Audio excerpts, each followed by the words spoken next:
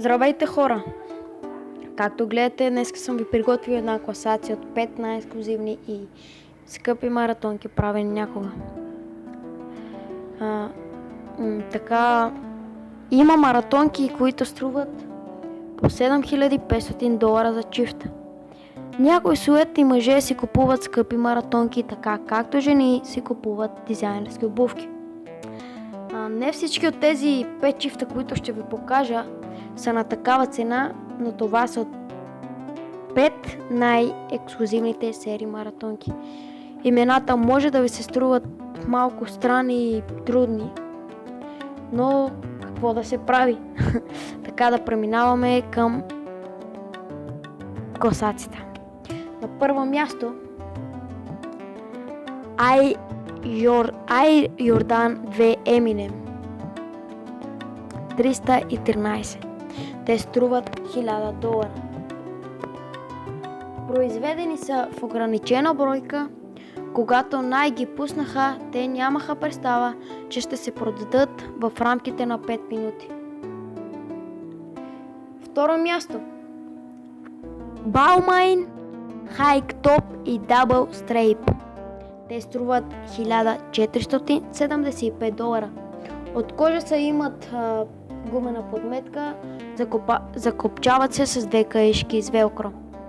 Трето място Nike Air Foamposite. Те струват $1500.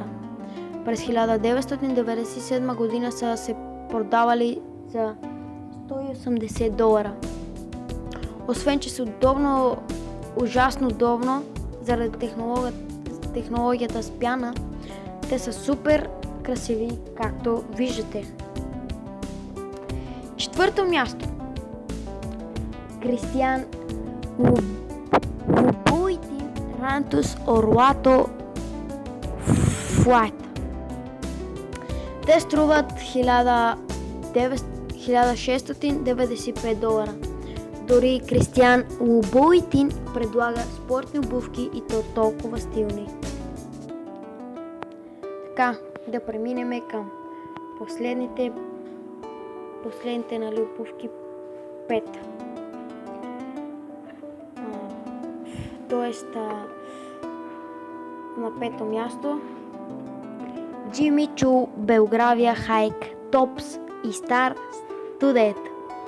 Те струват само $2350. Прочутия дизайнер предлага стилна спортна обувка от кожа и велур, украсена с метални звездички, и те са произведени в Италия. Това беше моята класация от топ 5 най-скъпи и ексклюзивни маратонки, правени някога. Ако класацията ви е харесала, моля, абонирайте се за канала ми и харесайте видеоклипа за още видеа. Това беше от мен за сега и